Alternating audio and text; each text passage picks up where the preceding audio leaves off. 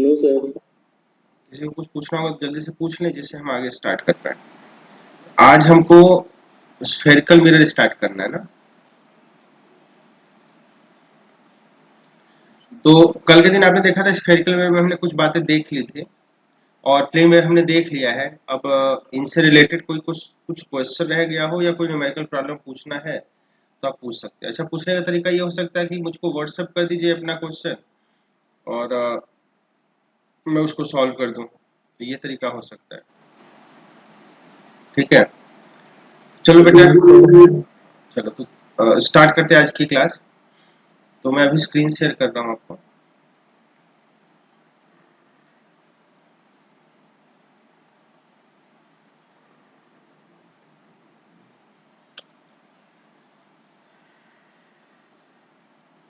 बेटा ये सबको स्क्रीन दिख रहा है?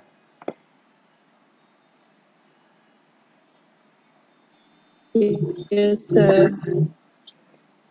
बेटा ये सबको क्लियर है ना स्क्रीन? Yes sir. ओके। तो बेटा हमने कल के दिन जो है मिरर स्टार्ट कर लिया था, स्फेरिकल मिरर। तो स्फेरिकल मिरर में आज हमको कुछ और बातें देखनी है। हमने स्फेरिकल मिरर में क्या कहा था? हमने कहा था एक ऐसा मिरर जो किसका पार्ट हो, किसी स्फीयर का। A mirror which is part of a sphere, इसी को हमने क्या कर लिया था, स्फेरिकल मिरर। ठीक है, तो हमने ये देखा था कि ये मिरर दो टाइप के हो जाएंगे, या तो ऐसा और या तो ऐसा। हाँ बेटा,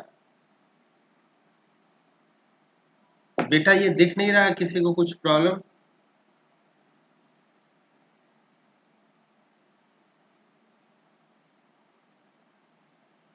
अच्छा, एक सेकंड में कुछ बच्चे जुड़ रहे हैं।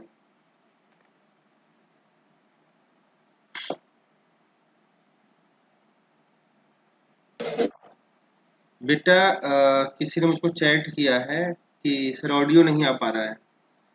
आई थिंक देवेंद्र है ये। बेटा देवेंद्र, आवाज नहीं आ रही मेरी? आ रही है सर, अब आ रही है। अब आ रही है? उसमें नहीं, नहीं मैंने शुरू में तो मतलब मैं साउंड खुद ही म्यूट कर रखा हुआ था, तो उसमें नहीं आएगी का क्लियर है। मतलब अभी तो आवाज आ रही है ना सबको? आ रही है जी सर। बेटा फैजान, मेरी आवाज अभी आपकी ऑडियो कनेक्ट हो रही है। बेटा फैजान, मेरी आवाज आ रही है? विशाल, मेरी आवाज आ रही है? जी सर, आ रही है। चलो, तो बेटा हमने लास्ट में स्फेरिकल मिरर देखा था। मैं फिर से अपना स्क्रीन शेयर कर लेता हूँ। इसमें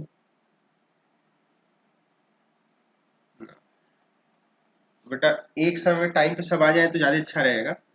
तो हमने लास्ट में जो है स्फेरिकल मिरर की बात करी थी। अब बेटा सबको स्क्रीन दिख रहा है ना?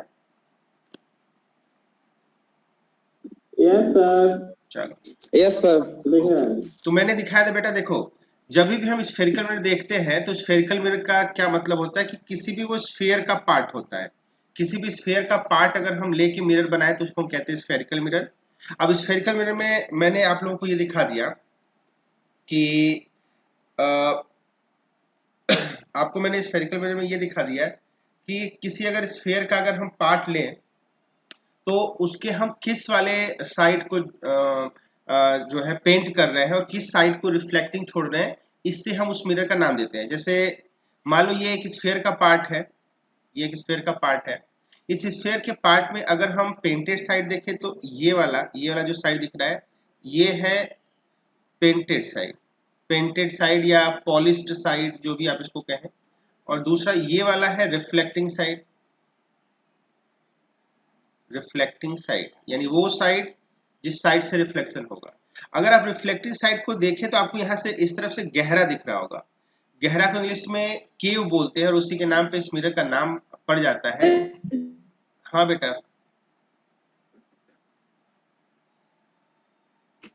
हाँ बेटा, किसी का आवाज आया और रुक गया।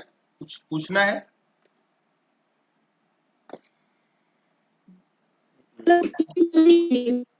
बेटा आपकी आवाज मेरे पास ही बहुत रुक के पहुंच रही है, एक सेकंड। नगमा बेटा शायद आप बोल रही हैं। हाँ बेटा बोलो, नगमा बोलो। अच्छा बेटा ये बताइए कि क्या किसी को मेरी आवाज या वीडियो मिलने में कोई दिक्कत आ रही है? नहीं सर। बेटा एक बार सब लोग मैं बोल दे जो अभी हैं जुड़े हुए, उनमें से किसी को कोई जी दिक्कत आ रही है क्या? साउंड सही है मेरा? Yes sir. अच्छा, और सबको मेरा स्क्रीन जो शेयर मैंने किया है वो सही से मिल रहा है? जी सर। हाँ, तो मैंने अपना वीडियो ऑफ रखा है। वीडियो इसलिए ऑफ रखा है क्योंकि मेरा चेहरा देख के आप क्या समझेंगे, वो ग्रीन स्क्रीन है, उसी पे आपको समझना है ना। तो क्या कहते हैं कि ग्रीन स्क्रीन आप लोगों को अच्छा से दिखना चाहिए और ऑडियो अच्छे से आनी चाहिए। और बाकी ये क्लास रिकॉर्ड रहती है, यूट्यूब पे मैं डाल ही देता हूँ, आप देख ही लेते हैं, तो वो सब आपको पहले से मालूम है। तो ये दोनों तो बेटा सबके लिए सही है ना? जी सर। ओके। तो बेटा मैंने ये फिर से स्क्रीन लगा दिया। अब आप देखिए कि जिधर से आप देख रहे हैं ये साइड है आपके देखने का, और इधर आपको गहरा स्ट्रक्चर दिख रहा होगा, यानी हमको रिफ्लेक्टिंग साइड देखना है, इसको आप ध्यान दें। तो रिफ्लेक्टिंग साइड आपको गहरा दिख रहा है, और गहरा देखने को हम केव बोलते हैं, और उसी के नाम पे इस मिरर का नाम पड़ गया है कॉनकेव मिरर। ठीक है। अच्छा दूसरा देखें, अगर मैं उभरा हुआ पार्ट को रिफ्लेक्टिंग छोड़ दूं, जैसे आप अगर इस मिरर को ध्यान से देखें, तो इसमें ये रहा हमारा रिफ्लेक्टिंग साइड, ये रहा हमारा रिफ्लेक्टिंग साइड, और इधर वाला रहा पेंटेड साइड। Painted side. तो अगर आप रिफ्लेक्टिंग साइड को ध्यान से देखें तो आपको अब गहरा नहीं बल्कि उभरा हुआ पार्ट दिखेगा, और इस उभरे हुए पार्ट के कारण इस मिरर का नाम क्या हो जाता है? कॉन्वेक्स। Convex mirror. बताए बेटा यहां तक सबको सही है? Yes sir. अब बेटा कुछ बातें हम देखेंगे इस स्फेरिकल मिरर को लेके, यानी कुछ बेसिक टर्म्स देखेंगे जिसका यूज करके हम आगे जब हम स्फेरिकल मिरर के बारे में बातें करेंगे तो बातें कर पाएंगे। तो कुछ टर्म्स रिलेटेड है, उनको हमको देखना है। तो आगे देखते हैं कि कौन कौन से टर्म्स हैं मिरर को लेके या स्फेरिकल मिरर को लेके जो हमको आने चाहिए, तो उसको जल्दी से देख लेते हैं। तो हमारा हेडिंग है terms related to spherical mirror। सही है बेटा, सबको क्लियर है ना? जी सर। ओके। तो टर्म्स की बात करें तो बेटा देखिए क्या है। सबसे पहली बात तो ये कि जो स्फेरिकल मिरर होता है उसकी खासियत ये होती है कि हमेशा ही वो किसी न किसी स्फेयर का पार्ट होता है। जैसे एग्जांपल के तौर पे मैंने यहाँ पे एक स्फेयर बनाया, ये स्फेयर, और इस स्फेयर का जो है हमने पार्ट लिया। जैसे सपोज दैट ये स्फेयर है, अगर एक स्फेयर है तो जाहिर सी बात है इसका अपना एक सेंटर होगा, ये ओ मैंने बोल दिया, ओ है सेंटर इस स्फेयर का, और इसका जो स्फेयर है उसका रेडियस मैंने कैपिटल आर बोल दिया। तो अगर कोई स्फेयर है तो उसके लिए सेंटर और रेडियस तो होगा। अब मैंने क्या करा, मैंने स्फेयर का एक पार्ट लिया, ये स्फेयर का पार्ट जो मैंने स्फेरिकल मिरर बनाने के लिए लिया, सपोज वो इतना ले लिया मैंने, इतना। सर जो आपने मतलब पीछे पढ़ाया उसमें आवाज ही नहीं आ रही थी। हाँ बेटा। जो अभी आपने पीछे पढ़ाया हाँ उसमें आवाज ही नहीं। उसमें ये तो आपके नेट की या आपके नेटवर्क की दिक्कत होगी ना। अब आ रही है आवाज। हाँ ये मेरी दिक्कत नहीं है बेटा, ये आपकी दिक्कत है। अभी अभी तो बेटा जितने लोग जुड़े हैं, वैसे कई सारे लोग जुड़ के जा भी चुके हैं, अब पता है उनको किस टाइप की दिक्कत है। तो बेटा फैजान मेरी आवाज आ रही है अभी? हाँ यस सर। अभी आ रही है? Yes sir. हाँ तो जो थोड़ा बहुत छूटा हुआ है ना उसको आप कवर कर लीजिएगा, यूट्यूब पे तो अपलोड हो ही जाता है, थोड़ा सा देख लीजिएगा ना। मतलब उसमें कुछ छूटा नहीं है आपका, मतलब ऐसा कुछ खास नहीं है। ठीक है बेटा? क्लियर है?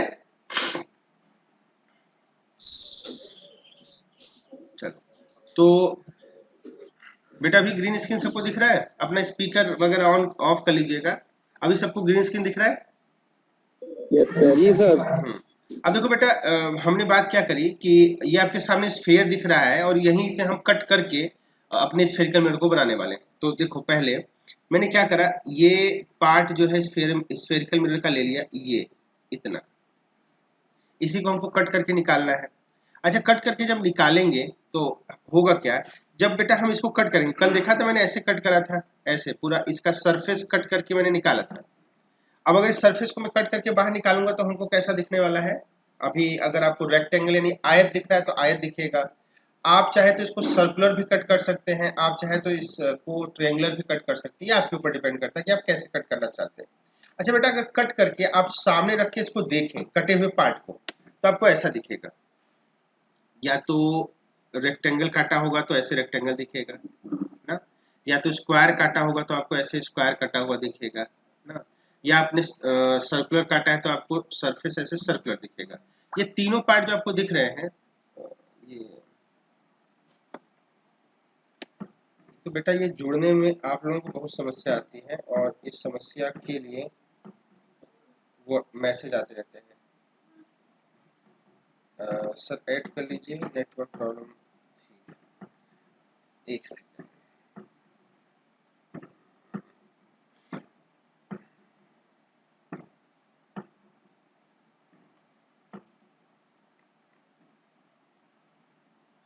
बेटा कुछ आपके दोस्त जो है कनेक्ट होने वाले हैं, अब पहले से, जब कनेक्ट होने से पहले नेट को ऑन ऑफ करके पहले से व्यवस्था बनाए रखिए। अब कुछ लोग इसमें कनेक्ट होंगे, कुछ छूट जाएंगे, फिर कहेंगे कि सर कनेक्ट कर लो।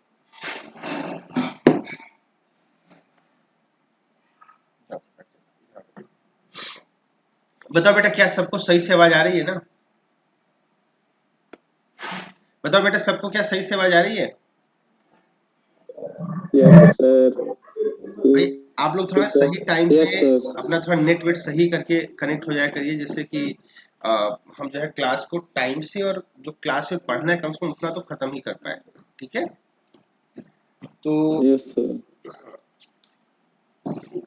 बात करते हैं बेटा, ये मैंने जो कहा, ये अभी जो आपके सामने दिख रहा है, ये सबको समझ में आया कि मैंने क्या कहा? जो कटा हुआ पोर्शन आप इस स्फीयर से निकालेंगे। जैसे मान लो मुझको स्क्वायर काटना है, तो मैं क्या करूंगा, ये हमारे सामने जो दिख रहा है, ये बेटा समझें कि ये स्फीयर है, और स्फीयर भी किससे बना हुआ है? ग्लास से। तो मैं ऊपर उसके सरफेस पे ऐसे निशान लगा के कट करके ये पार्ट बाहर निकाल लेता हूँ। ये पार्ट बाहर निकालूंगा तो आपको ऐसे सामने दिखेगा ना, जैसे ये बीच वाला फिगर, ऐसा स्क्वायर दिखने लगेगा। जाहिर सी बात है, इसमें बीच में गहरा होगा, ये प्लेन नहीं है, बीच में यहाँ भी गहरा होगा, बीच में यहाँ भी गहरा होगा। ठीक है? और पीछे की तरफ से देखेंगे तो उभरा होगा। ठीक है? अब बेटा जब आपके सामने ये फिगर दिख जाएंगे तो जरा समझो कि इसमें हमको क्या करना है। आप देखिए, आपके सामने ये ज्योमेट्री दिख रही है, ये पूरी ज्योमेट्री आपको दिख रही है, ये ज्योमेट्री है, यहाँ पे ये ज्योमेट्री है, यहाँ पे ये ज्योमेट्री है।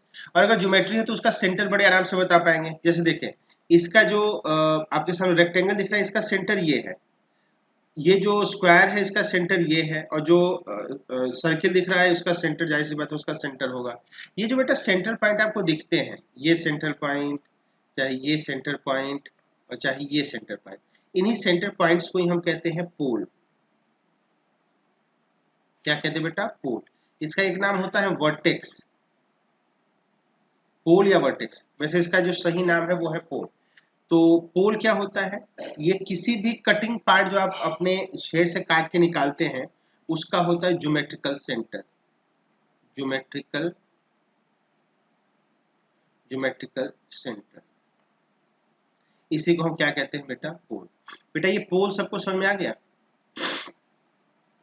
Yes, sir. जैसे आपके सामने आपका मोबाइल अगर आपके सामने मोबाइल है, तो आपका मोबाइल का जो स्क्रीन है वो एक रेक्टेंगल है, उसका एक सेंटर होगा। जो सेंटर होगा उस सेंटर को ही हम कहने लगते हैं पोल या वर्टेक्स। उसका वैसे सही जो प्रचलित नाम है वो है पोल। तो पोल हम कहेंगे तो वो क्या होगा? Geometrical centre. मुद्दा ये है कि ये जो पॉइंट होता है वो हम यूज क्यों करते हैं, मतलब इसकी बात ही हम क्यों कर रहे हैं। तो बेटा मैं आपको बताऊं, ये जो ज्योमेट्रिकल सेंटर होते हैं, अगर मैं आपको यहाँ पे स्फीयर के पार्ट पे दिखाऊं, तो आपके स्फीयर के पार्ट पे, यानी इस पार्ट पे, ये जो अभी स्फीयर का हमने ये पार्ट देखा है, इस पार्ट पे आपको जो ज्योमेट्रिकल सेंटर दिखेगा वो कुछ ऐसा दिखेगा। यहाँ पे यहाँ पे अगर देख पाए, तो यहाँ पे ये है पोल, सही बेटा। अब ज्योमेट्रिकल सेंटर हम देखते ही क्यों है, तो बेटा ज्योमेट्रिकल सेंटर के देखने का कारण ये है कि एक रेफरेंस पॉइंट होता है, और रेफरेंस पॉइंट इसलिए क्योंकि हम मिरर से अगर किसी बॉडी का या किसी इमेज का डिस्टेंस चाहते हैं तो डिस्टेंस बताने के लिए हम इसको एज अ रेफरेंस यूज करते हैं। तो ये यूज होता है as a reference, used as a reference point. देखा बेटा, अब ये रेफरेंस पॉइंट का मतलब आप समझिए, जैसे मान लो कोई भी डिस्टेंस आपको बताना होता है, जैसे मान लो मैं पूछूं कि भाई अब बताओ टेस्ट क्रॉस कोचिंग से रेलवे स्टेशन कितना दूर है, तो आप देखिए रेलवे स्टेशन का पोजीशन कैसे बताते हैं, कोचिंग एक पॉइंट फिक्स कर लेते हैं, दैट इज रेफरेंस पॉइंट, वहां से आप उसका डिस्टेंस वगैरह बताते हैं रेलवे स्टेशन का। अब अगर मैं आपके घर से पूछूं कि रेलवे स्टेशन कितना दूर है, तो रेफरेंस पॉइंट आपका घर हो जाता है। तो इसका मतलब ये है कि जब भी आप डिस्टेंस या पोजीशन वगैरह बताते हैं तो उसके लिए जरूरी होता है एक रेफरेंस पॉइंट का।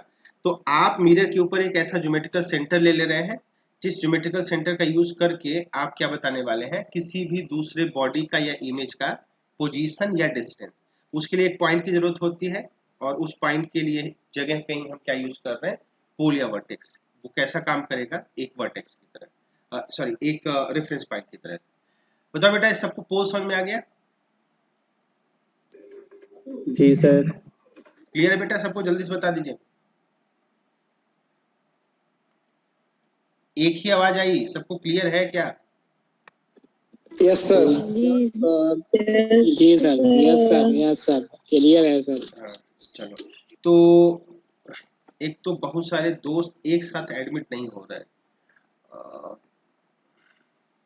सबको अपना नेट वेट बेटा पहले से ही ना ऑन ऑफ करके फिर से कनेक्ट हो जाना चाहिए, नहीं तो फिर बार बार ना मुझको जो है कनेक्ट करना पड़ता है। अब मुझसे कहा था सर ने कि वो आएंगे और वो बन जाएंगे होस्ट, जिससे दिक्कत ना हो, लेकिन सर भी नहीं है। चलो तो हमने क्या देख लिया कि पोल या वर्टेक्स क्या होता है। अब बेटा 2-3 पॉइंट और देख लीजिए जरा। देखिए, जिस स्फीयर की हम बात कर रहे थे उस स्फीयर का अपना एक सेंटर था, हमने वो देखा था। इसी सेंटर को हम उस मिरर का क्या कहते हैं, centre of curvature. Centre of curvature. तो सेंटर ऑफ कर्वेचर क्या होता है, हमारा हमारा जो मिरर होता है, जिस स्फीयर का पार्ट होता है, हमारा जो मिरर होता है, जिस स्फीयर का पार्ट होता है, उस स्फीयर का जो सेंटर होता है उसी को हम क्या कहते हैं, सेंटर ऑफ कर्वेचर। और बेटा जो रेडियस होता है उस स्फीयर का, उसको हम क्या कहते हैं, रेडियस ऑफ कर्वेचर। तो रेडियस ऑफ कर्वेचर। तो हमने 2 पॉइंट और देख लिया, सेंटर ऑफ कर्वेचर और रेडियस ऑफ कर्वेचर। तो ये तो 2 पॉइंट और एक डिस्टेंस, एक पॉइंट है O और एक डिस्टेंस है R, ये हमको मान चल गया। अब देखो बेटा एक खास बात देखना जरा, एक सेंटर हमको मिल गया है O और एक सेंटर मिल गया है हमको पोल, यानी एक पॉइंट मिल गया है पोल और एक पॉइंट मिल गया है हमको सेंटर। अब हम क्या करते हैं, एक लाइन खींचते हैं। इस लाइन की खासियत होगा कि ये O और पोल P से पास करेगा। देखो ये अगर आप इस लाइन को ध्यान से देखें, ये जो मैंने अभी भी ड्रॉ करा है, ये लाइन क्या है, ये लाइन एक ऐसा लाइन है जो सेंटर ऑफ कर्वेचर और पोल दोनों से पास करता है। इसी लाइन को हम कहते हैं एक्सिस, और इसका नाम होता है प्रिंसिपल एक्सिस। तो ये है प्रिंसिपल एक्सिस। बताओ बेटा यहां तक सबको क्लियर है? Yes sir. हमने 4 पॉइंट देख लिया, पोल क्या होता है, सेंटर ऑफ कर्वेचर क्या होता है, रेडियस ऑफ कर्वेचर क्या होता है, और प्रिंसिपल एक्सिस क्या होता है। यहां तक सबको क्लियर है? यहाँ तक बेटा सबको क्लियर है या कुछ पूछना है? चलो यस सर। चलो, अब बेटा यहाँ पे हमको कुछ और पॉइंट्स देखने हैं। तो एक पॉइंट हमको देखना है फोकस। बेटा ये जो फोकस मैं आपको बताऊंगा, फोकस, उस फोकस में खास बात ये होगा कि ये फोकस का कॉन्सेप्ट यहाँ पे शुरू होगा और खत्म कहाँ पे होगा, तो ये खत्म होगा हमारे लिए लेंस पे। और लेंस पे जब जाएंगे तो एक कॉम्प्लेक्स फोकस की बात करेंगे। तो हमारा जो फोकस का कॉन्सेप्ट होगा वो तब क्लियर अच्छे से हो जाएगा जब हम उसको यहीं से देखना स्टार्ट करें, ठीक है। तो आगे वाला बहुत ही इंपॉर्टेंट पॉइंट होगा हमारा फोकस और फोकल लेंथ। इसको हमको थोड़ा सा इंपॉर्टेंट है, ध्यान से देखना होगा। क्या पॉइंट का नाम है? पॉइंट का नाम है फोकस, की फोकस क्या होता है और दूसरा हमको देखना है फोकल लेंथ, फोकल लेंथ, और तीसरा जो हम देखेंगे वो होगा फोकल प्लेन। तो ये 3 पॉइंट बेटा हम इसमें देखेंगे, ठीक है। तो देखते हैं। अब देखिए बेटा इसमें क्या होता है, फोकस जब बताना होता है तो हम क्या करते हैं, हम जो प्रिंसिपल एक्सिस अभी हमने देखा है उसी प्रिंसिपल एक्सिस के पैरेलल इंसिडेंट लाइट रे को अपने मिरर पे गिरने देते हैं। जब हम प्रिंसिपल एक्सिस के पैरेलल इंसिडेंट लाइट को अपने मिरर पे गिरने देते हैं तो हम ये पाते हैं कि सारी की सारी लाइट्स जो होती हैं वो प्रिंसिपल एक्सिस के एक पॉइंट से, एक स्पेशल पॉइंट से पास होती हुई हमको दिखती हैं, और इसी स्पेशल पॉइंट जो कि प्रिंसिपल एक्सिस का होता है उसको हम क्या कहते हैं, उसको हम कहते हैं फोकस। जरा ध्यान से देखें, मैंने अभी क्या कहा, मान लेते हैं कि हमारे पास एक मिरर है और ये मिरर कुछ ऐसा है, इसको थोड़ा सा, ये मिरर है, और इस मिरर की अगर हम बात करें तो बेटा ये बताएं कौन सा मिरर है, कॉनकेव या कॉन्वेक्स? ये कॉनकेव मिरर है, जाहिर सी बात है। हमेशा देखना बेटा रिफ्लेक्टिंग साइड को हम देख के बताते हैं। अब देखो इस कॉनकेव मिरर का ये है प्रिंसिपल एक्सिस, ये जो अभी मैंने लाइन खींच दी that is principal axis, short में मैंने लिख दिया। अब देखो बेटा रिफ्लेक्टिंग साइड जिस तरफ होता है उसी तरफ जाहिर सी बात है हम ऑब्जेक्ट रखेंगे, तो इसी तरफ हम ऑब्जेक्ट रखेंगे ना। अब मैं यहाँ पे लाइट रे को इंसिडेंट कर रहा हूँ। अब देखिए ध्यान से, हमारा जो लाइट रे है वो प्रिंसिपल एक्सिस के पैरेलल आना है। अच्छा एक बात और यहाँ पे कंफर्म कर लें, जब हमारा स्फेरिकल मिरर ऐसे बन गया है तो हमारा सेंटर किस तरफ होगा, तो ध्यान से समझिए, हमारा जो स्फेयर होता तो वो कुछ ऐसे कंप्लीट होता ना, ऐसे करके कंप्लीट होता, ऐसे कंप्लीट होता, तो इसका जो सेंटर होता वही हमारा क्या होता, वही हमारा सेंटर ऑफ कर्वेचर ओ होता ना। तो सेंटर ऑफ कर्वेचर के लिए आप ध्यान दीजिएगा, एक स्फीयर हमेशा प्लॉट कर लीजिएगा, जरूरी नहीं कि आप उसको प्लॉट करें, आप समझ लीजिएगा कैसे प्लॉट होगा, और उसके बाद वहीं पे आप एक सेंटर बना दीजिए जिसे को हम क्या कहेंगे, सेंटर ऑफ कर्वेचर। अब ध्यान दीजिए बेटा, हमारे मिरर पे जो लाइट रे इंसिडेंट होने वाला है उसकी खासियत है, और खासियत क्या है, ये लाइट रे प्रिंसिपल एक्सिस के पैरेलल होगा। देखो मैंने एक लाइट रे गिराई, ये क्या है, प्रिंसिपल एक्सिस के पैरेलल, आपको दिख भी पा रहा होगा। ये लाइट रे गिराई, ये भी क्या है, प्रिंसिपल एक्सिस के पैरेलल। अच्छा ध्यान से देखना, ये दोनों ही लाइट इंसिडेंट है पहले तो, ये जो दोनों लाइट मैंने खींची, एक ये वाली और एक ये वाली, दोनों ही पैरेलल है किसके, प्रिंसिपल एक्सिस के, तो जाहिर सी बात है ये आपस में भी पैरेलल होंगे। तो यहाँ पे खासियत ये है कि जो इंसिडेंट लाइट रे मैंने अभी इंसिडेंट कराया है, इसकी खासियत ये है कि लाइट रेज आपस में भी पैरेलल है और प्रिंसिपल एक्सिस के भी पैरेलल है। अगर ऐसे कंडीशन में हम लाइट रे को रिफ्लेक्ट कराएंगे तो बेटा हम ये पाते हैं कि ये जो लाइट रे होता है आफ्टर रिफ्लेक्शन, ये जो लाइट रे होता है वो आफ्टर रिफ्लेक्शन एक प्रिंसिपल एक्सिस के ही पॉइंट से पास होता है। जैसे यहाँ पे देखो ये रिफ्लेक्टेड लाइट रे है बेटा, और दूसरा ये, अब देखो प्रिंसिपल एक्सिस के इस पॉइंट से ये पास कर रहा है, और इसी पॉइंट को ही हम क्या कहते हैं, फोकस। तो फोकस वो दरअसल पॉइंट होता है जहां पे प्रिंसिपल एक्सिस के parallel light rays after reflection pass करती हैं, उसी पॉइंट को हम क्या कहते हैं, फोकस। और ये जो फोकस आपको दिख रहा है उसको अगर पोल से देखें, पोल बेटा यहाँ पे होगा, पोल को मैंने पी से लिखा। पोल किस लिए यूज होता है, हम उसी से पोजीशन बताते हैं। तो देखो जरा ध्यान से देखना इस बात को, ये जो आपको फोकस दिख रहा है, फोकस ये और पोल ये, इनके बीच का ये जो आपको डिस्टेंस दिख रहा होगा बेटा, इस डिस्टेंस में खासियत है, ये डिस्टेंस क्या है, प्रिंसिपल एक्सिस जो आप देखें, प्रिंसिपल एक्सिस, ये डिस्टेंस हमारा प्रिंसिपल एक्सिस के पैरेलल है।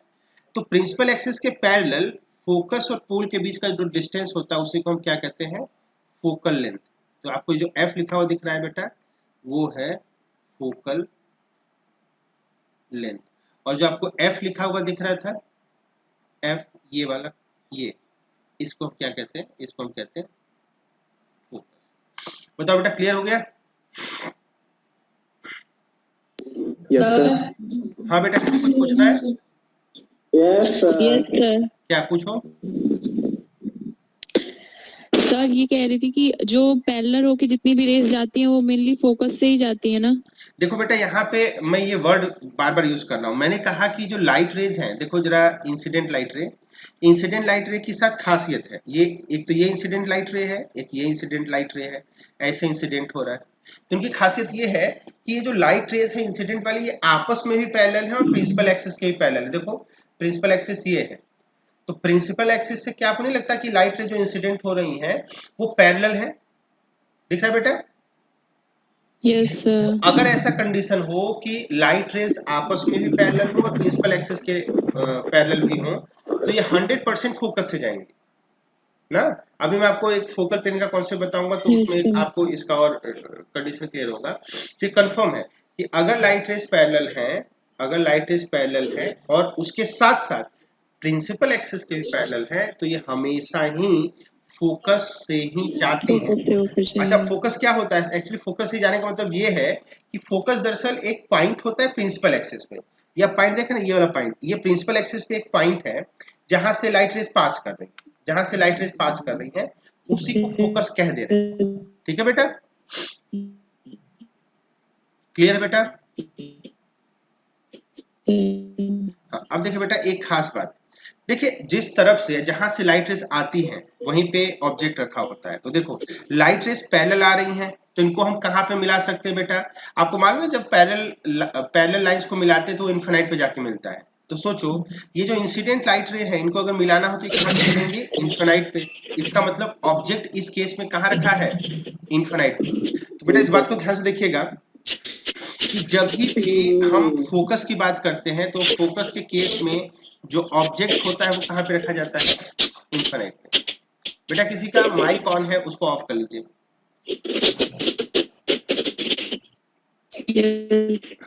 सर ये दिव्या का माइक ऑफ है और क्या करे बेटा? हाँ बेटा कुछ बोल। नहीं सर। ठीक है सर, ठीक है। ठीक है, अब ठीक है। Yes sir. ओके, तो आ, हमारा रिमेनिंग टाइम कितना बचा है? 3 मिनट। तो आज बेटा थोड़ा सा ज्यादा लेट हो रहा है, पता नहीं क्यों पर लेट हो रहा है। चलो बेटा ये 3 मिनट बचा है तो 2 मिनट कम से कम हम देख लेते हैं, फिर आप क्या करिएगा, फिर से मैं आपको एक फ्रेश लिंक भेजूंगा, उसी पे आप कनेक्ट होइएगा। ठीक है? अच्छा अब आते हैं, अब अगर हम बात करें तो एक खास बात हमको ये करनी थी कि भाई जो फोकस होता है उसको हम कैसे बता रहे हैं कि कहाँ पे ऑब्जेक्ट रखा होता है। देखिए बेटा जो इंसिडेंट लाइट रे होती है जहां पे मिलता है वहां पे ऑब्जेक्ट होता है। तो देखो ये है इंसिडेंट लाइट रे, अब ये चूंकि पैरेलल है तो कहाँ पे मिलेगी? मिलेगी इन्फिनाइट पे। इसलिए मैंने इस केस में कहा कि जो हमारा ऑब्जेक्ट होगा वो कहाँ पे रखा होगा? इन्फिनाइट पे। देखो मैंने यहाँ पे लिख लिया, जो ऑब्जेक्ट डिस्टेंस होता है उसको यू से दिखाते हैं, जो ऑब्जेक्ट डिस्टेंस होता है उसको यू से दिखाते हैं। तो मैंने यू को लिख दिया इन्फिनाइट। अब देखो बेटा ये जो एफ है इस पे रिफ्लेक्टेड लाइट रे मिल रही है, इसका मतलब एफ जो है वो इमेज है। तो इमेज अगर है तो इमेज को मैं लिखता हूं पोजीशन बताने के लिए वी से। तो वी आपको क्या दिख रहा होगा बेटा? फोकल लेंथ के बराबर। बेटा ये दोनों पॉइंट समझ में आया कि यू इन्फिनाइट और वी एफ कैसे लिख दिया? यस सर, आगे सर हाँ ये एक बार और रिपीट कर दो। बेटा देखिए यू जो होता है ना, यू होता है ऑब्जेक्ट जी डिस्टेंस। ऑब्जेक्ट डिस्टेंस जब भी जी हमको सर। बताना होता है तो हम बाय डिफॉल्ट जो वेरिएबल लेते हैं वो यू ले लेते हैं, और जो इमेज डिस्टेंस बताना होता है उसके लिए क्या ले लेते हैं? वी। ये मतलब सभी बी। लोग लेते हैं ना, और इसी में फॉर्मूला भी जी बनता है सर। तो हमको भी मालूम होना चाहिए कि कौन क्या है। अब देखो बेटा यू जो है वो है ऑब्जेक्ट डिस्टेंस। अब देखो ऑब्जेक्ट होता क्या है, तो हमने पढ़ा है कि भाई इंसिडेंट लाइट रे जहां पे मिलती हैं वहां पे ऑब्जेक्ट होता है ना। अब देखो हमारी इंसिडेंट लाइट रे तो पैरेलल है ना, तो इनको मिलाओगे तो कहां पे जाके मिलेंगे? इन्फिनाइट पे। इसका मतलब हमारा ऑब्जेक्ट कहां पे रखा गया है? Infinite distance. ठीक है? अच्छा फोकस पे क्या है? इनफिनाइट। हाँ देखो ये जो दो लाइट रे हैं ये रिफ्लेक्टेड लाइट रे है। तो रिफ्लेक्टेड लाइट रे जहां पे मिलती है वहां पे इमेज बनता है। तो जरा देखो पोल से एफ का डिस्टेंस क्या हो जाएगा? Image distance. तो हमने उसको वी से लिख लिया, तो वी इक्वल टू क्या हो गया? एफ हो गया। सही है? अब बेटा, ओके सर। अब बेटा फिर से आप लोग कनेक्ट हो जाइए। जो है नया मैं लिंक भेज दूंगा उस पर आप कनेक्ट हो जाइए, तो फिर बात करते हैं आगे।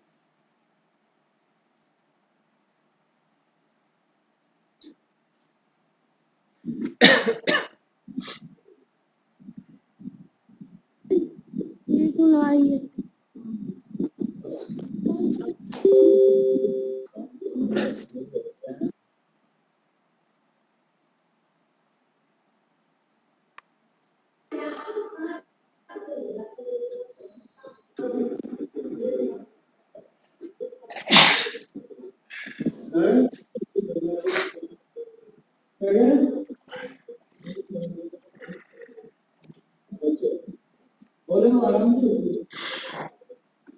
काम करना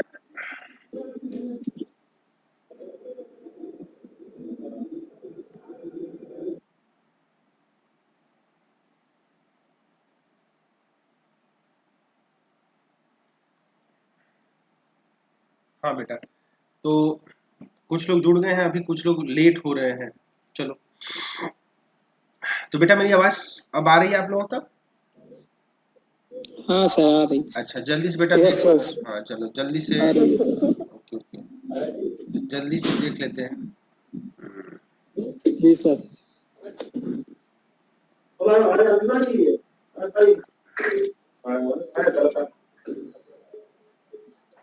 बेटा बच्चन सिंह करके जो है, हाँ उनका माइक खुला हुआ है। शाहिद आपका माइक खुला, बच्चन सिंह आपका माइक खुला हुआ है बेटा।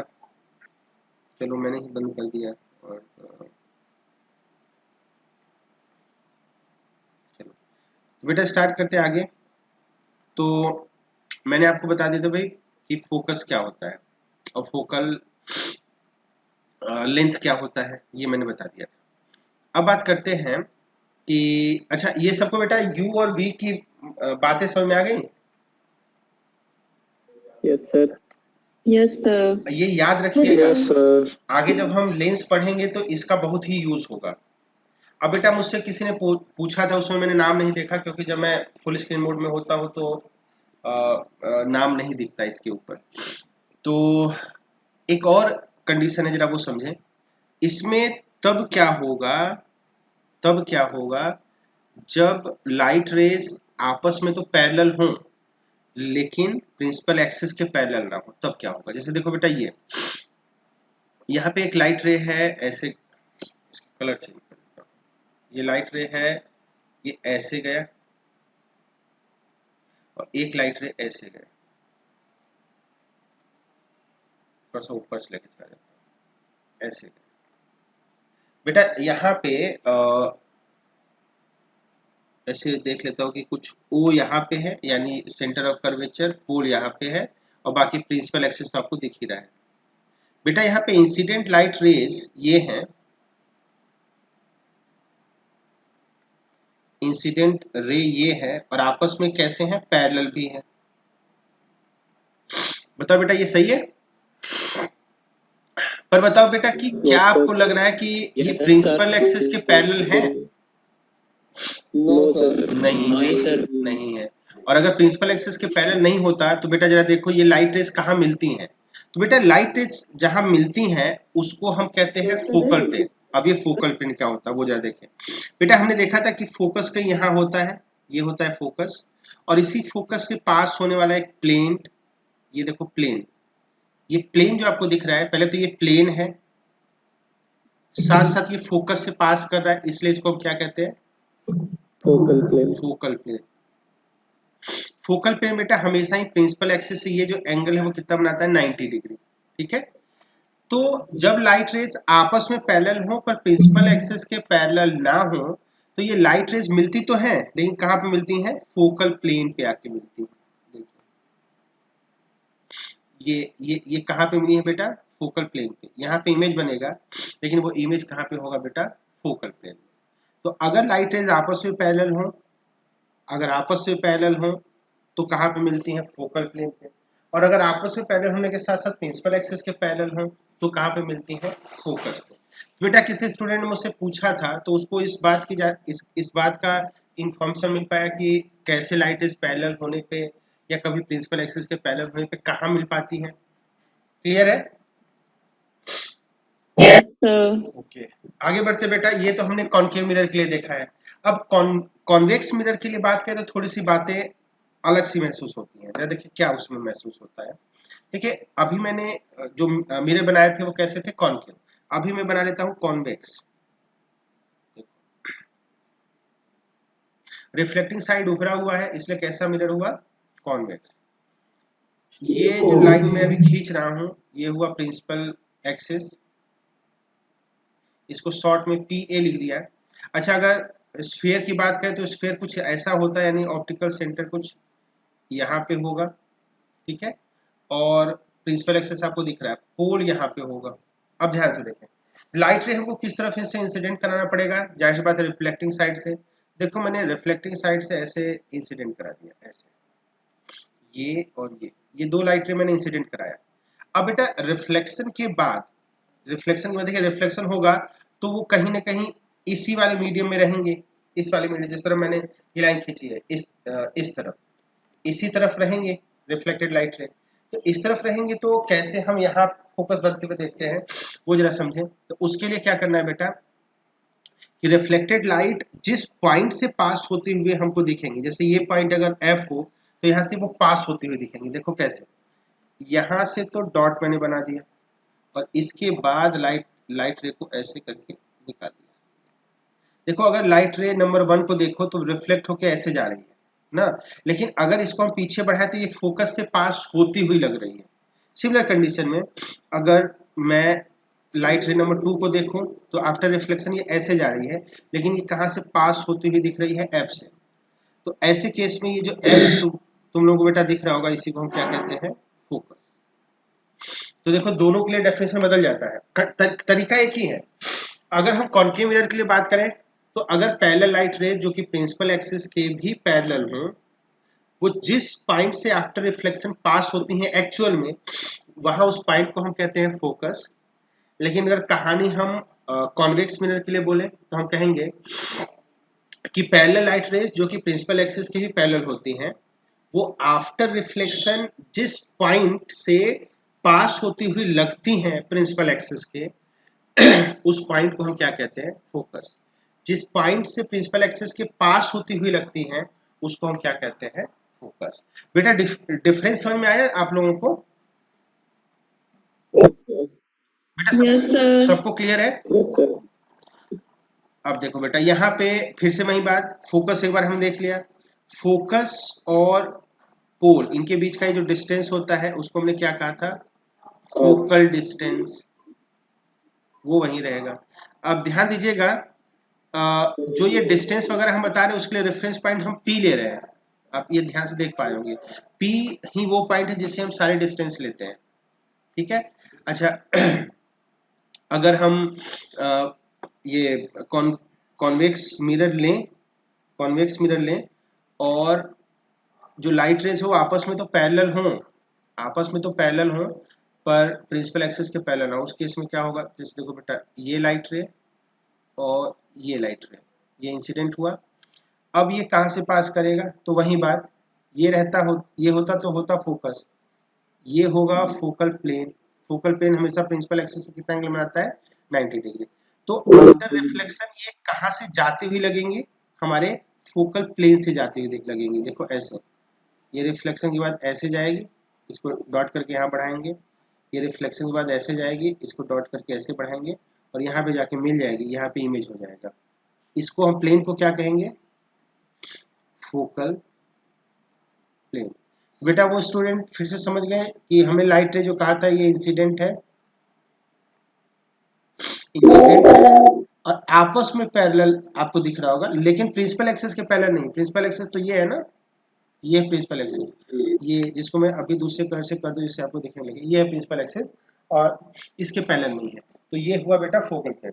कॉन्सेप्ट बेटा फिर से यहाँ पे वही है कि चूंकि पैरेलल लाइट रेज हैं तो उसका मतलब ऑब्जेक्ट डिस्टेंस जो होगा वो इन्फिनाइट होगा और जो इमेज डिस्टेंस होगा वो क्या होगा, फोकस। बेटा इस वाले पॉइंट को पकड़ पा रहे सब लोग? U होता है ऑब्जेक्ट डिस्टेंस के लिए और V क्या होता है बेटा, V होता है इमेज डिस्टेंस के लिए। सारे डिस्टेंस कहाँ से मेजर किए जाएंगे, पोल से। तो पोल से ऑब्जेक्ट कितने दूर पे होगा, इन्फिनाइट पे। और जरा ये इमेज देखें भाई, इमेज चाहे कहीं पे भी देख लें, इमेज कैसे बन रहा है, जैसे यहाँ पे देखें भाई, ये पोल है और रिफ्लेक्टेड लाइट रे यहाँ मिल रही हैं, तो इनके बीच का ये जो डिस्टेंस होगा, ये किसके लिए डिस्टेंस होगा, F पे इमेज बना है तो इमेज का डिस्टेंस होगा, और इसी डिस्टेंस को हम V से रिप्रेजेंट कर रहे हैं, जिसको किसके बराबर बोल दे रहे हैं, F के बराबर, ठीक है ना। अलग। हाँ। अब बेटा इसके बाद एक टर्म और रह गया है, वो जरा देख लें। एक टर्म का नाम है, अगले पेज पे मैं आपको दिखा देता हूँ। एक टर्म का नाम है अपार्चर। अपार्चर बेटा किसी ने देखा है? मैं कोई जानते हैं अपार्चर के बारे में? Sir hole, sir eyepiece. क्या बोले बेटा? सर आईपीस, क्या होता है? सर जहाँ से देखते हैं आईपीस टाइप का। बेटा सर होल, मैं आपका समझ नहीं पा रहा हूँ, चलिए अब मैं ही बताता हूँ। देखिए अभी कुछ समय पहले जहाँ एक से सर इमेज देखते हैं। अच्छा हाँ, देखिए जरा हमने जहाँ से अभी स्टार्ट किया था उसमें मैंने क्या कहा था कि आपने स्फीयर से कुछ पार्ट कट करा था। जैसे आपने रेक्टेंगल कट किया था, आपने स्क्वायर कट किया था, आप सर्किल कट किए थे। आपकी इच्छा हो ट्रायंगल कट करने का तो आप ट्रायंगल कट कर लीजिए ना बेटा। ऐसे ही हमने पार्ट जो है स्फीयर से कट किया था और उसके एक तरफ पेंट करके मिरर बना लिया था, नहीं बेटा? ये तो किया था, बताए? Yes sir. अब बेटा आप कैसे मिरर बनाए, आप जरा इस एरिया पे ध्यान लगाएं। ये एरिया सबका अपना अपना होगा, अपना अपना अलग अलग होगा, और यही एरिया को बताने के लिए टर्म आता है अपार्चर। अपार्चर जो होता है, ये जो अपार्चर हम जिसको बोल रहे हैं, ये रिप्रेजेंट करता है एरिया, और ये एरिया जो आपको दिख रहा है उसके प्रोपोर्शनल होता है एरिया। यानी अगर किसी का एरिया ज्यादा किसी का कम है, जैसे एग्जांपल के तौर पे मैंने दो पार्ट काटा, एक पार्ट ऐसा काटा, ऐसा स्फीयर से, और एक पार्ट ऐसा काटा। इसको पहला कहा, इसको दूसरा कहा। अब बेटा अगर पहले के एरिया को A1 कहूं और दूसरे के एरिया को A2 कहूं, तो आपको क्या लग रहा है, A1 बड़ा या A2? A1 बड़ा। तो बेटा अगर हम बात करेंगे अपार्चर की, तो अगर इसका अपार्चर APP1 और इसका अपार्चर APP2 है, तो जिसका एरिया बड़ा उसका अपार्चर बड़ा। तो अपार्चर 1 बड़ा होगा, अपार्चर 2 छोटा होगा, सही बेटा? तो एरिया के प्रोपोर्शनल होता है। अभी अपार्चर से होता क्या है, सोचो बेटा। जितना बड़ा एरिया रहेगा उतनी ही ज्यादा लाइट रेस को आप एक साथ कैरी कर सकते हो। जैसे देखो ये जो पहला फिगर है, इसके लिए मैं अगर लाइट रे को इंसिडेंट कराऊं तो देखो बहुत सारी लाइट रेज आएंगी, इसके ऊपर बहुत सारी लाइट रेज आएंगी जिसको ये कैप्चर कर सकता है।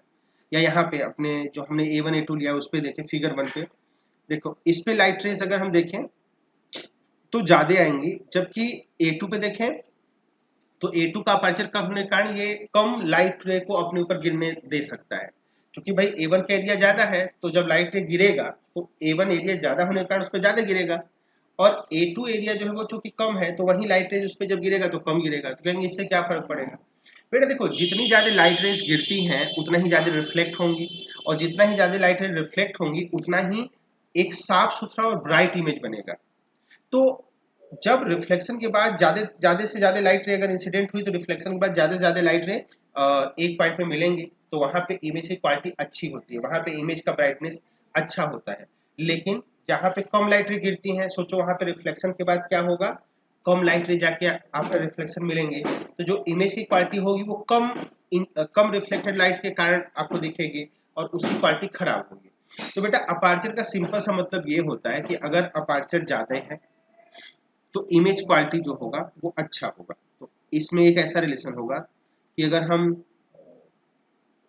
अपार्चर की बात करें तो ये प्रोपोर्शनल होता है इमेज क्वालिटी के। इमेज क्वालिटी से मेरा मतलब है ब्राइटनेस। जैसे आपको कुछ इमेज या कुछ लोग बहुत साफ सुथरे ब्राइट से दिख रहे होते हैं, जैसे मैं बल्ब जला दूं, एक तरफ बल्ब जला दूं, एक तरफ अंधेरे में बुझे हुए बल्ब को देखो, तो जो जलता हुआ बल्ब होता है वो ब्राइट दिखता है, साफ सुथरा दिखता है। लेकिन अगर बल्ब बुझा हुआ है अंधेरे कमरे में तो आपको डल दिखता है। तो ये सब बात होती है अपार्चर। अपार्चर अगर ज्यादा होगा तो इमेज क्वालिटी अच्छी होगी, ब्राइटनेस अच्छा होगा, लेकिन अगर अपार्चर कम होगा तो इमेज क्वालिटी क्या होगी, खराब होगी। जैसे बेटा आपने सुना होगा ये जो वीडियोग्राफी कैमरे होते हैं या फोटोग्राफी कैमरे होते हैं, उनसे जब हम फोटो क्लिक करते हैं तो दो टाइप के कंडीशन में कर सकते हैं। एक तो आप दिन में कर सकते हैं, एक आप रात में कर सकते हैं। रात में क्या होता है बेटा कि अच्छा ये इमेज बनता कैसे, जितना ही ऑब्जेक्ट से लाइट रे तुम्हारे जो है तुम्हारे कैमरे के लेंस के ऊपर जाएंगे उतना ही उसी से इमेज बनना है। अब सोचो दिन के समय में क्या होगा, दिन के समय में बहुत सारी लाइट रेस ऑब्जेक्ट से निकलती है क्योंकि उजाला होता है, तो आपका जो कैमरा होता है उस पर ज्यादा से ज्यादा लाइट रे जाती है। आपको बहुत ज्यादा लाइट रे की जरूरत नहीं पड़ती, तो आप क्या करते हैं, अपर्चर को कम कर देते हैं। अपर्चर को कम करने का मतलब जो आपके कैमरे का लेंस है उसका जो ओपन एरिया है उसको कम कर देते हैं, तो हम कहते हैं अपर्चर कम कर दिया। कम करने से क्या होगा भाई, लाइट रे की अवेलेबिलिटी बहुत ज्यादा है, आपको थोड़ा सा ही चाहिए तो आप थोड़ा करके इमेज की क्वालिटी अच्छा पा लेते हैं। लेकिन अगर अंधेरे में बात करें तो अंधेरे में क्या होगा बेटा, अंधेरे में जब आप होंगे तो अंधेरे में ऑब्जेक्ट के पास वैसे ही लाइट बहुत कम है, और अगर बहुत कम है तो आपका जो कैमरा है उस पर कैसे वो लाइट रे ज्यादा से ज्यादा डालें। तो उस केस में क्या करते हैं, आप अपने कैमरे का अपर्चर बढ़ा देते हैं, यानी अपने कैमरे के लेंस का एरिया जो एक्सपोज होता है उसको बढ़ा देते हैं, जिससे जितनी भी लाइट रे कम से कम आ रही है वो आपके लेंस के ऊपर तो आ जाए, और लेंस के ऊपर आएगा तो उसी हिसाब से इमेज बन पाएगा। तो अपर्चर बढ़ाना तब होता है जब लाइट रेज बहुत कम हो, और अपर्चर घटाना तब होता है जब लाइट रेज बहुत ज्यादा होता है। तो इसी तरीके से हम अपर्चर को कम या ज्यादा करके पिक्चर की क्वालिटी को ले पाते हैं। बताओ बेटा, सबको ये अपर्चर समझ में आ गया? Yes sir. सर हाँ बेटा। जी सर। हाँ बताएं बेटा। सर अपार्चर और लीनियर अपार्चर दोनों डिफरेंट है ना या ना सेम है? सेम है। आप लीनियर टर्म ही मत सुनो, अच्छा लीनियर टर्म से आपको कोई मतलब नहीं। एक्चुअली क्या होता है ना, इन्होंने एक कॉन्सेप्ट बोला बेटा, ये लीनियर अपर्चर। लीनियर अपर्चर कुछ नहीं होता है, देखो जैसे अभी आप मिरर ऐसे ले लो, ऐसे ना, ये है मिरर। अब इस मिरर में आपको अगर एरिया बताना है तो आप इसको पलट के तो देखोगे नहीं, जैसे पलट के देखते ही तो आपको ऐसे हो सकता है सर्कुलर दिखता है और ये एरिया आपको दिखने लगता है। तो वो ये कह रहे हैं कि भाई देखो, एक मान लो मिरर ये है और एक इसी का भाई यानी एक छोटा मिरर ये है, ये। अब बेटा देख के ही लग रहा है कि अगर ये 1 है और ये 2 है तो किसका एरिया ज्यादा होगा, एक का या दो का? दो का ज्यादा होगा। अब अगर दो का बढ़ा के देखते तो हो सकता है ये पीला वाला दिखता, और एक को अगर सामने से देखते तो आपको ऐसा दिखता। अब जाहिर सी बात है, एक का अपर्चर कम इसलिए क्योंकि एरिया इसका कम है, और दो का अपर्चर ज्यादा इसलिए क्योंकि इसका एरिया ज्यादा है। कुछ लोग कहते हैं या पलट के देखने में मुझको बहुत दिक्कत आ रही है, तो कहते हैं कि ठीक है कोई दिक्कत नहीं, आप ये वाला साइज देखो, ये वाला और ये वाला।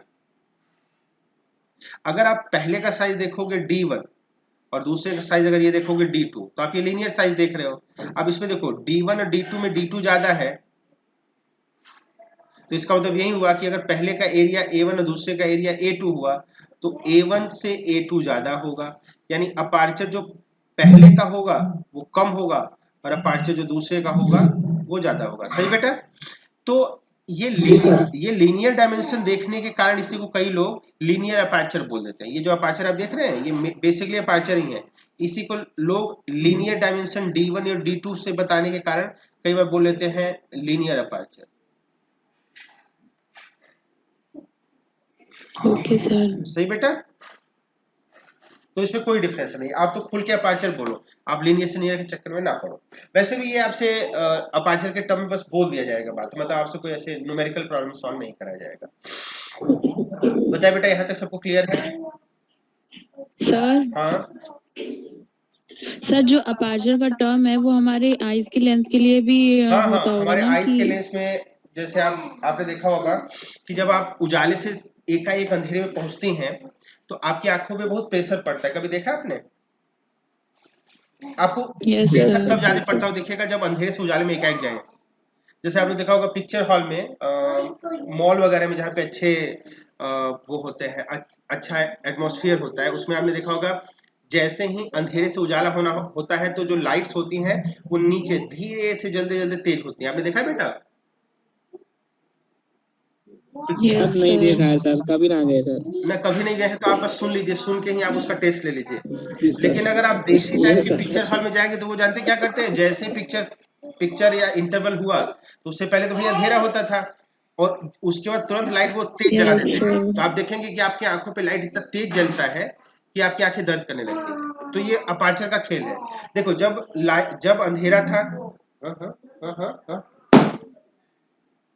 जब लाइट बंद था तो उस समय आपकी आंखों को कम लाइट रेस मिल रहा था, इसलिए आपका जो लेंस है आंख का, सिलरी मसल उसके अपर्चर को कम या ज्यादा करते हैं, सिलरी मसल। तो वो क्या करते हैं कि आपकी आंखों का जो अपर्चर होता है उसको बढ़ा के पहले से ही रखी होती है, ठीक है। लेकिन जैसे ही लाइट तेज जलता है, इंटरवल स्टार्ट होता है तो लाइट जल जाता है, लाइट जल जाता है तो उजाला तेज हो गया। अब उजाला तेज हो गया तो आपकी आंखों पे लाइट जब ज्यादा पहुंच रही है, यानी आपको अब ज्यादा अपर्चर करने की जरूरत नहीं है, तो सिलरी मसल तुरंत उस अपर्चर को कम करने जाती है। तो ये कम होना और ज्यादा होना जो एकाएक होता है, उसमें आपकी सिलरी मसल को के ऊपर टेंशन पड़ता है, लोड पड़ता है, इसलिए वो आपको दर्द का एक्सपीरियंस होता है। ठीक है बेटा? Yes sir. Yes sir. हाँ, तो जाहिर सी बात है उसका फर्क तो पड़ता है। और अपार्चर नहीं बेटा, अरे अरे अरे अरे सुषमा, यार इस पाब्लो के यहाँ से हटा दो यार, ये अभी टप्पल शांत थी, ये आके वहां पे बात करने लगी अब इससे। सर वॉइस नहीं आ रही। ठीक है, तो हाँ एक से मैंने वॉइस ऑफ करा। अरे सुषमा यार हटा देती बस इसको यार, सर ने जानबूझ के पाब्लो को म्यूट टप्पल किया को ही है। हटा देती है यहाँ से, वो आ गई यहाँ पे, हटा देती। नहीं म्यूट किया है, आवाज आना रही तुम्हें? हाँ बेटा, तो आगे बढ़ते हैं। आगे हमको एक और ये हमने जो मिरर था उससे रिलेटेड सारी बातें पढ़ ली, ठीक है। अब हमको इसमें अगला जो टर्म पढ़ना है वो है मैग्निफिकेशन का। ये बहुत ही इंपॉर्टेंट कॉन्सेप्ट है बेटा, और मैग्निफिकेशन हर एक उसमें होता है, हर एक जो ऑप्टिकल एलिमेंट होगा उसमें दिखेगा आपको। तो हम अगला कॉन्सेप्ट देख रहे हैं, मैग्निफिकेशन। मैग्निफिकेशन को जाहिर सी बात हम एम से रिप्रेजेंट करेंगे, और मैग्निफिकेशन का जो मतलब होगा वो सिंपल सा होगा। इसका मतलब ये होगा dimension of image divided by dimension of object. बेटा ये मैग्निफिकेशन का ये एक जनरल फॉर्मूला आपके सामने दिख रहा है। मैग्निफिकेशन क्या क्या करेगा ये अभी मैं आपको दिखाऊंगा, लेकिन मैग्निफिकेशन का ये एक जनरल फॉर्मूला है। मुझको इसमें दो चीजें दिखानी है, मैग्निफिकेशन कितने टाइप का होता है और मैग्निफिकेशन क्या क्या कर सकता है। लेकिन सब में एक कॉन्सेप्ट बहुत ही सिमिलर सा होगा कि मैग्निफिकेशन का फॉर्मूला सेम होगा। ऊपर आप देखें तो डायमेंशन ऑफ इमेज है, और नीचे जो है वो डायमेंशन ऑफ ऑब्जेक्ट है। दरअसल इमेज के डायमेंशन और ऑब्जेक्ट के डायमेंशन का जो रेशियो होता है उसी को हम क्या कहते हैं, मैग्निफिकेशन। अब ये बेटा जो मैंने डायमेंशन वर्ड लिखा है, ये जो डायमेंशन वर्ड लिखा है, इसका मतलब कई बार लेंथ से हम निकालेंगे, कई बार हाइट से निकालेंगे, कई बार एरिया से निकालेंगे, कई बार वॉल्यूम से निकालेंगे। पर एक बात जो नहीं बदलेगी वो ये होगा कि इमेज का डायमेंशन हमेशा ऊपर होगा और ऑब्जेक्ट का डायमेंशन हमेशा ही नीचे होगा। ठीक है, क्लियर बेटा? ये मैग्निफिकेशन जो होगा बेटा, ये हमको दो टाइप का ऑलमोस्ट इंफॉर्मेशन देगा, दो टाइप का इंफॉर्मेशन देगा। पहला तो इंफॉर्मेशन ये होगा कि हमारा जो ऑब्जेक्ट है, जो हमारा ऑब्जेक्ट है वो सीधा बना है या उल्टा। सीधे को इंग्लिश में बोलते हैं बेटा इरेक्ट, और उल्टा को बोलते हैं इनवर्ट। सीधा, इरेक्ट, इनवर्ट मतलब उल्टा। या तो इसके बारे में इंफॉर्मेशन देगा, या ये बताएगा कि छोटा है या बड़ा। छोटे को इंग्लिश में कहते हैं डिमिनिश्ड, डिमिनिश्ड या इनलार्ज।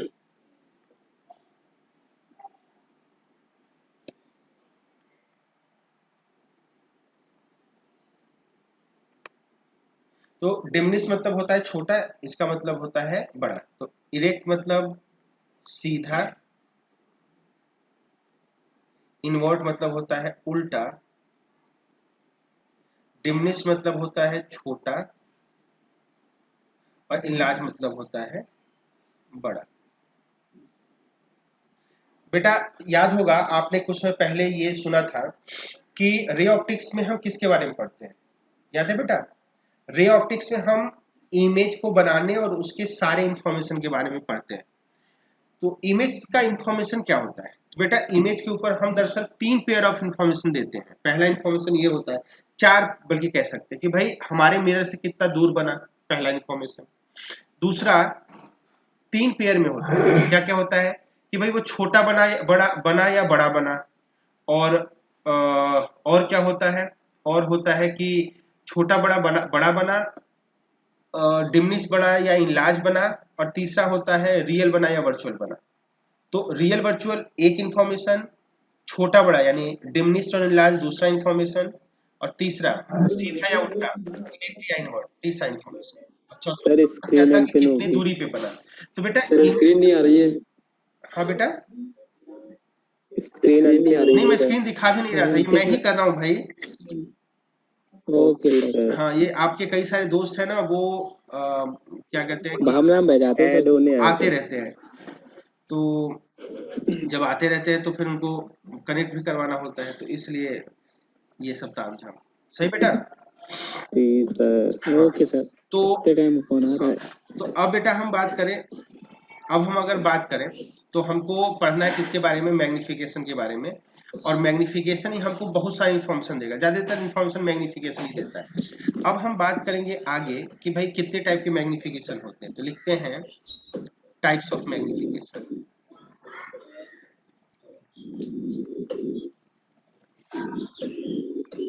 Types of magnification. बेटा ये मैग्निफिकेशन जो होते हैं वो 3 टाइप के होंगे। पहला होगा लीनियर लेटरल मैग्निफिकेशन, मोमेंटम। दूसरा होगा एरियल या सुपरफिशियल, एरियल या सुपरफिशियल मैग्निफिकेशन, और सबसे लास्ट में होगा वॉल्यूम मैग्निफिकेशन। ठीक है बेटा, 3 टाइप का मैग्निफिकेशन होता है। अच्छा, ये जो लीनियर मैग्निफिकेशन मैं सबके बारे में बताऊंगा, टेंशन ना लेंगे। जो लीनियर मैग्निफिकेशन होता है वो 2 टाइप का होता है। इसको हम कहते हैं लेटरल या ट्रांसवर्स। लेटरल या ट्रांसवर्स मैग्निफिकेशन ये पहला हुआ, और दूसरा हुआ लॉन्गिट्यूडनल मैग्निफिकेशन। सही बेटा। अब देखो बेटा, यहाँ पे एक बात समझने वाली है कि ये सब 3 मैग्निफिकेशन किस बारे में हुए हैं। तो देखो, लीनियर मतलब क्या होता है बेटा, लेंथ का होना, सबको मालूम है नहीं, बताए बेटा। लीनियर मतलब लेंथ का होना, क्लियर है? बताओ भाई जल्दी से। जी सर। हाँ, जी तो सर। अगर आपको लगे, अगर सर। आपको लगे कि आप जो है डायमेंशन के नाम पे लेंथ की बात कर रहे हो, तो उस केस में जब आपको लगे कि जब आप इमेज और ऑब्जेक्ट के लेंथ डायमेंशन की जगह पे उसके लीनियर डायमेंशन यानी उसके लेंथ की बात कर रहे हो, तो उस केस में जो मैग्निफिकेशन होता है उसको हम कहते हैं लीनियर मैग्निफिकेशन। ठीक है। लेकिन अगर आपको लगे कि आप जो डायमेंशन, चाहे वो ऑब्जेक्ट का हो चाहे वो इमेज का हो, उसके एरिया की आप बात कर रहे हो, तो ऐसे केस में जो मैग्निफिकेशन आप पढ़ते हो उसका नाम होता है एरियल या सुपरफिशियल मैग्निफिकेशन। लेकिन अगर आपको लगे कि जो आपका ऑब्जेक्ट और इमेज है उसके डायमेंशन की जगह पे आप वॉल्यूम की बात कर रहे हो, उसका जो डायमेंशन है उसकी जगह पे आप वॉल्यूम देख रहे हो, तो ऐसे मैग्निफिकेशन को आप क्या कहते हो, वैल्यू मैग्निफिकेशन। यानी ये तीनों के तीनों इस बात पे ही डिफरेंट है कि आप दरअसल ऑब्जेक्ट और इमेज का डायमेंशन कौन सा देखना चाहते हो। क्या आप लेंथ देखना चाहते हो तो वो हो जाएगा लीनियर मैग्निफिकेशन। एरिया देखना चाहते हो, एरियल या सुपरफिशियल मैग्निफिकेशन। आप ऑब्जेक्ट और इमेज का डायमेंशन की जगह पे वॉल्यूम देखना चाहते हो तो वॉल्यूम मैग्निफिकेशन हो जाएगा। ठीक है बेटा। तो हम इसमें सबसे पहले जो मैग्निफिकेशन देखेंगे वो होगा सबसे इंपॉर्टेंट और जो अक्सर पूछा जाएगा या जिसके बारे में ही अक्सर आप बात करेंगे, वो हम सबसे पहले पढ़ेंगे, जिसका नाम होगा लीनियर मैग्निफिकेशन। जी सर।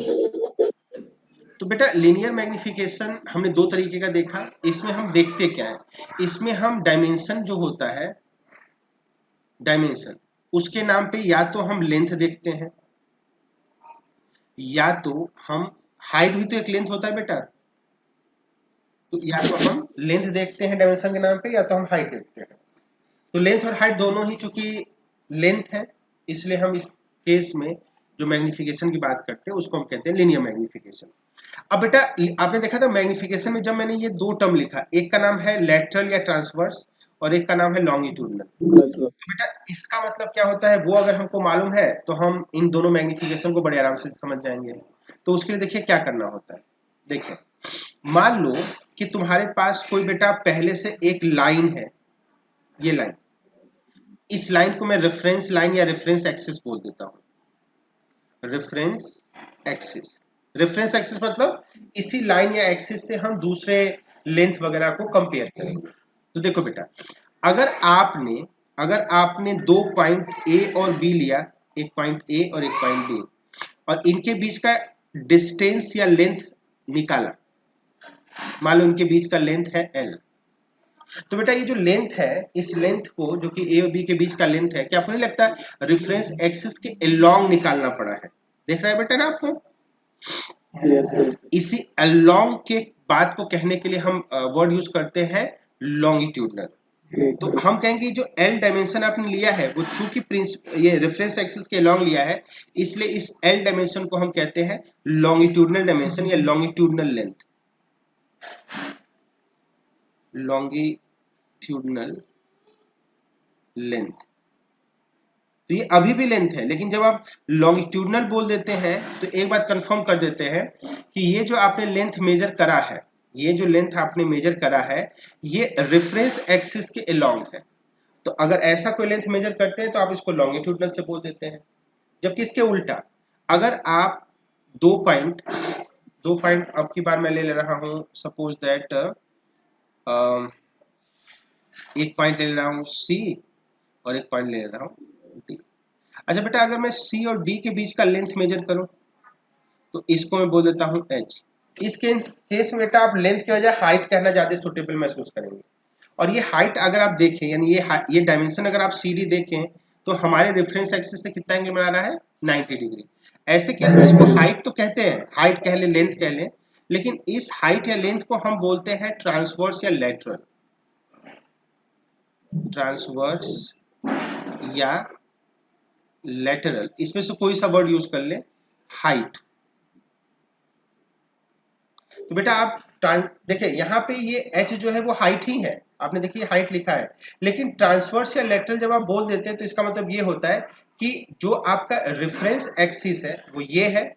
दरअसल आप जो ये डायमेंशनिंग कर रहे हैं, जो ये आप लेंथ बता रहे हैं, वो हमारे रेफरेंस एक्सिस से कितना एंगल बना रहा है? 90 डिग्री। तो बहुत सिंपल सी बात है कि जब आप रेफरेंस लाइन के लॉन्ग कोई लेंथ मेजर करते हैं तो उसको लॉन्गिट्यूडनल बोल देते हैं, अगर परपेंडिकुलर करते हैं तो उसको क्या बोल देते हैं? ट्रांसवर्स। सही बेटा, सबको ये समझ में आ गया? Yes sir. Okay sir. जैसे देखो बेटा, मान लो मेरे पास एक ये रेफरेंस लाइन है, आपके सामने जो दिख रहा है वो रेफरेंस लाइन है। अगर मैंने बेटा इस रेफरेंस लाइन पे ये डिस्टेंस मेजर कर दिया, शायद आपको ये ना दिख रहा हो कलर, आप दूसरा कलर दिखता है। जैसे मान लो आपको ये ए से बी का ये लेंथ मेजर करवा दिया, ये यहां से यहां तक, और ये लेंथ आ गया सपोज दैट 50 सेंटीमीटर। 50 सेंटीमीटर, तो ये जो लेंथ होगा ये नॉर्मल लेंथ है, लेकिन चूंकि हमारे वाइट एक्सिस के लॉन्ग है इसलिए इसको हम क्या बोलेंगे? लॉन्गिट्यूडनल। लॉन्गिट्यूडनल। लॉन्गिट्यूडनल। लेकिन अगर मैंने ऐसा कोई लेंथ खींच दिया सी डी, और मान चला कि ये लेंथ जो है ये है 100 सेंटीमीटर, तो इस 100 सेंटीमीटर लेंथ को अगर आप देखें तो हमारे वाइट एक्सिस से कितना एंगल बना रहा है? 90। तो हम इसको क्या बोलेंगे? लेटरल या ट्रांसवर्स। लेटरल या ट्रांसवर्स, मैं लेटरल यूज कर ले रहा हूं बेटा। इस लेटरल और ट्रांसवर्स का मतलब सबको समझ में आ गया? जी सर। अभी बेटा टाइम आउट हो जाएगा और पता नहीं कितना बचा है। बेटा आज क्या करते हैं, आज जो है इतना ही रखते हैं, ठीक है बेटा? आज बहुत टाइम का वेस्टेज हो गया। बेटा जी सर। हाँ, सर टाइम भी हो चुका है। टाइम 5:05 बचा हुआ है सर। हाँ बेटा। सर ये न्यूटन फार्मूला जो होता है स्फेरिकल मिरर के लिए, सर न्यूटन फार्मूला जो होता है, क्वेश्चन आते हैं क्या? स्फेरिकल मिरर वाला, उस पे क्वेश्चन आते हैं सर? स्फेरिकल मिरर का? Yes sir. स्फेरिकल मिरर का या न्यूटन फार्मूले का? आप क्या पूछना चाह रहे हो? सर इस चैप्टर में न्यूटन फॉर्मूला दिया हुआ है स्फेरिकल देखो मिरर मैं के बताऊं लिए। बेटा, न्यूटन फॉर्मूला एक फालतू का फॉर्मूला है। अब न्यूटन साहब को इज्जत देनी है तो हम उनकी बात कर ले रहे हैं, पर एक फॉर्मूला एक फालतू तो सा उससे फॉर्मूला है। क्वेश्चन आते नहीं आते? उसके क्वेश्चन अगर तुमको बेटा मिरर फॉर्मूला या लेंस फॉर्मूला मालूम है ना, वैसे तो जो ये फॉर्मूला होता है न्यूटन फॉर्मूला वो लेंस में बताया जाता है, लेकिन अगर वो नहीं मालूम है तो चलेगा, कोई फर्क नहीं पड़ता। मतलब अगर तुमको लेंस फॉर्मूला मालूम है 1/v minus 1/u equal to 1/m, ये अगर फॉर्मूला मालूम है तो कुछ भी पढ़ने की जरूरत नहीं है, बिना न्यूटन फॉर्मूला के कोई भी क्वेश्चन बड़े आराम से हो जाएगा। जी सर। अब बेटा कल के दिन जब हम मिलेंगे तो इसके ऊपर क्वेश्चन सॉल्व करेंगे, ठीक है? जी सर। चलो बेटा आज के लिए इतना ही रखते हैं, फिर मिलते हैं। थैंक यू बेटा। Bye sir. Thank you thank sir. You बेटा।